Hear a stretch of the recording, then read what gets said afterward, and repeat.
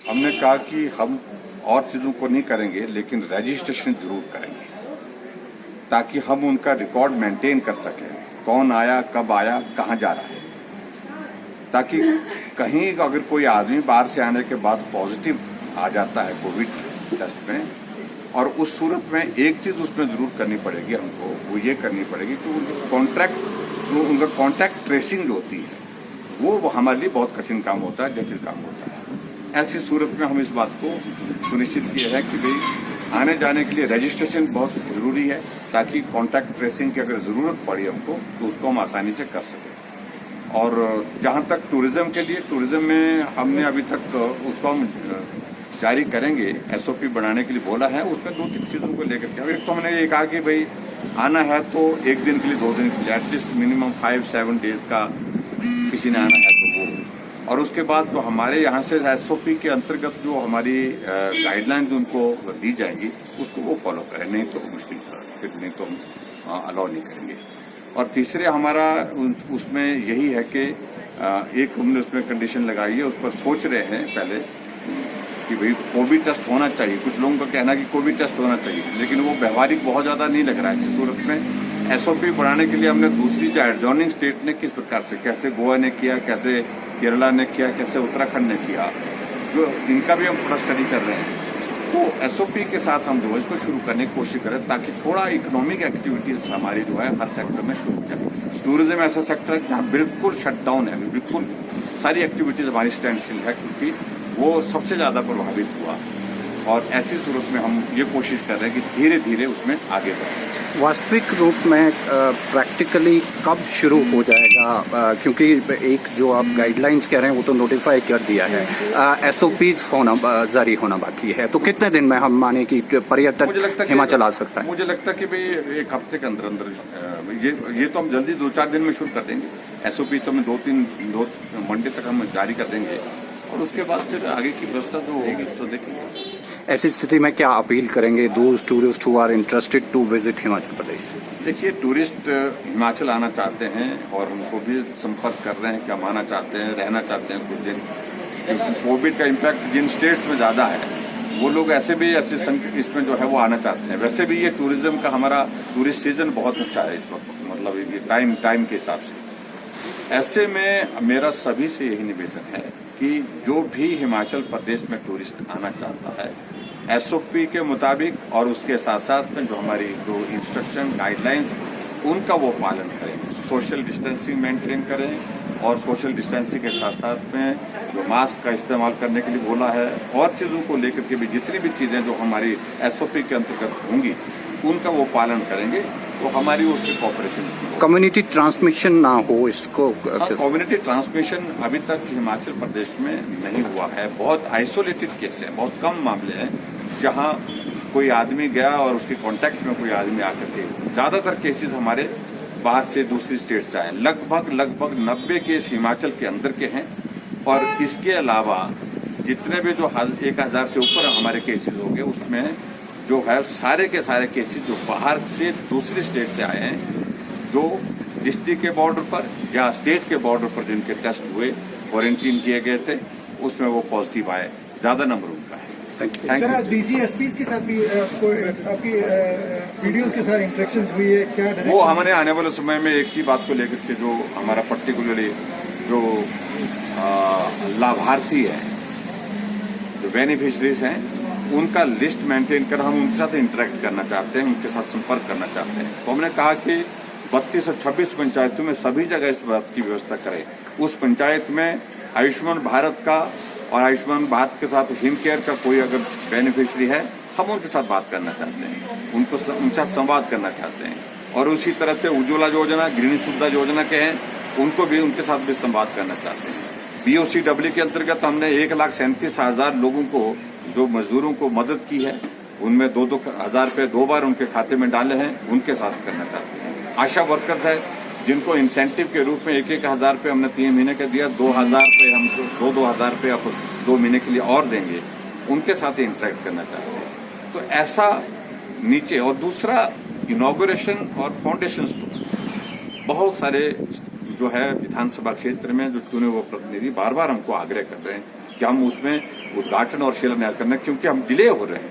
कोई काम शुरू करना है, डिले होने की वजह से उसको एग्जीक्यूट करने में बहुत ज्यादा कठिनाई आ रही है। ऐसे में तो ऐसे में हमने तय किया ऑनलाइन करेंगे, और ऑनलाइन जो करेंगे उसमें भी हम उस कॉन्स्टिट्यूंसी में लोगों के साथ इंटरेक्ट कैसे कर सकें, वो सारी चीज, उन तमाम चीजों पर बात की।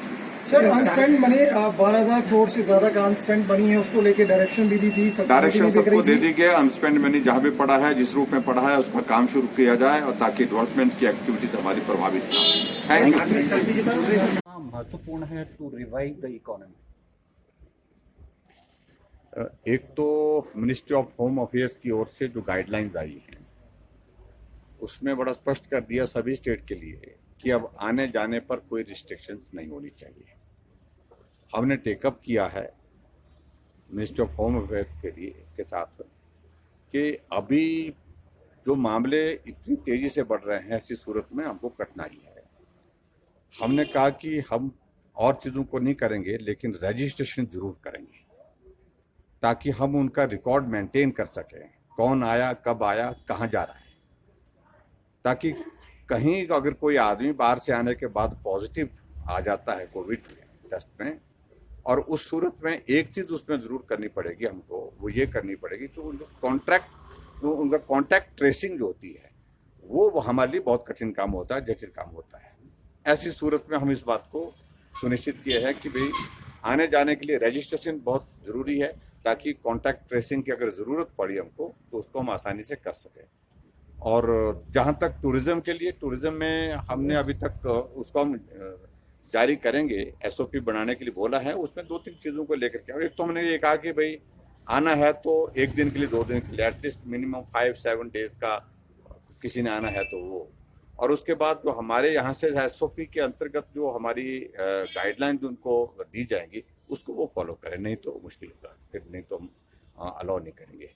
और तीसरे हमारा उसमें यही है कि एक हमने उसमें कंडीशन लगाई है, उस पर सोच रहे हैं पहले कि भाई कोविड टेस्ट होना चाहिए। कुछ लोगों का कहना है कि कोविड टेस्ट होना चाहिए, लेकिन वो व्यवहारिक बहुत ज़्यादा नहीं लग रहा है। ऐसी सूरत में एसओपी बढ़ाने के लिए हमने दूसरी जो एडजॉर्निंग स्टेट ने किस प्रकार से, कैसे गोवा ने किया, कैसे केरला ने किया, कैसे उत्तराखंड ने किया, जो इनका भी हम थोड़ा स्टडी कर रहे हैं। तो एसओपी के साथ हम जो है इसको शुरू करने की कोशिश करें, ताकि थोड़ा इकोनॉमिक एक्टिविटीज हमारी जो है हर सेक्टर में शुरू हो जाए। टूरिज्म ऐसा सेक्टर है जहाँ बिल्कुल शटडाउन है, बिल्कुल सारी एक्टिविटीज हमारी स्टैंड स्टिल है, क्योंकि वो सबसे ज़्यादा प्रभावित हुआ। और ऐसी सूरत में हम ये कोशिश कर रहे हैं कि धीरे धीरे उसमें आगे बढ़ें। कितने दिन में हम माने कि पर्यटन मुझे लगता है कि भाई 1 हफ्ते के अंदर ये तो हम जल्दी 2-4 दिन में शुरू कर देंगे। एसओपी तो हमें 2 मंडे तक हम जारी कर देंगे, और उसके बाद फिर आगे की व्यवस्था जो होगी उसको देखेंगे। ऐसी स्थिति में क्या अपील करेंगे tourist who are interested to visit? देखिए, टूरिस्ट हिमाचल आना चाहते हैं और हमको भी संपर्क कर रहे हैं कि हम आना चाहते हैं, रहना चाहते हैं कुछ दिन, क्योंकि कोविड का इम्पैक्ट जिन स्टेट्स में ज़्यादा है वो लोग ऐसे इसमें जो है वो आना चाहते हैं। वैसे भी ये टूरिज्म का हमारा टूरिस्ट सीजन बहुत अच्छा है इस वक्त, मतलब ये टाइम के हिसाब से। ऐसे में मेरा सभी से यही निवेदन है कि जो भी हिमाचल प्रदेश में टूरिस्ट आना चाहता है, एसओपी के मुताबिक और उसके साथ साथ में जो हमारी जो इंस्ट्रक्शन गाइडलाइंस उनका वो पालन करें, सोशल डिस्टेंसिंग मेंटेन करें, और सोशल डिस्टेंसिंग के साथ साथ में जो मास्क का इस्तेमाल करने के लिए बोला है, और चीज़ों को लेकर के भी जितनी भी चीज़ें जो हमारी एसओपी के अंतर्गत होंगी उनका वो पालन करेंगे, तो हमारी ओर से कॉपरेशन उसमें होगा। कम्युनिटी ट्रांसमिशन अभी तक हिमाचल प्रदेश में नहीं हुआ है। बहुत आइसोलेटेड केस हैं, बहुत कम मामले हैं जहां कोई आदमी गया और उसके कांटेक्ट में कोई आदमी आकर के हुआ। ज़्यादातर केसेस हमारे बाहर से, दूसरी स्टेट से आए। लगभग 90 केस हिमाचल के अंदर के हैं, और इसके अलावा जितने भी जो 1000 से ऊपर हमारे केसेस हो गए, उसमें जो है सारे के सारे केसेस जो बाहर से दूसरी स्टेट से आए हैं, जो डिस्ट्रिक्ट के बॉर्डर पर या स्टेट के बॉर्डर पर जिनके टेस्ट हुए, क्वारंटीन किए गए थे, उसमें वो पॉजिटिव आए, ज़्यादा नंबर उनका है। Thank you. एक ही बात को लेकर के जो हमारा पर्टिकुलरली जो लाभार्थी हैं, जो बेनिफिशरीज हैं, उनका लिस्ट मेंटेन कर हम उनके साथ इंटरेक्ट करना चाहते हैं, उनके साथ संपर्क करना चाहते हैं। तो हमने कहा कि 32 और 26 पंचायतों में सभी जगह इस बात की व्यवस्था करें। उस पंचायत में आयुष्मान भारत का और आयुष्मान भारत के साथ हिम केयर का कोई अगर बेनिफिशियरी है, हम उनके साथ बात करना चाहते हैं, उनके साथ संवाद करना चाहते हैं। और उसी तरह से उज्ज्वला योजना, गृहिणी सुविधा योजना के हैं, उनको भी उनके साथ भी संवाद करना चाहते हैं। BOCW के अंतर्गत हमने 1,37,000 लोगों को, जो मजदूरों को मदद की है, उनमें 2-2 हज़ार रुपये 2 बार उनके खाते में डाले हैं, उनके साथ करना चाहते हैं। आशा वर्कर्स है, जिनको इंसेंटिव के रूप में 1-1 हज़ार रुपये हमने 3 महीने का दिया, 2,000 रुपये हम 2-2 हज़ार रुपये अब 2 महीने के लिए और देंगे, उनके साथ इंटरेक्ट करना चाहते हैं।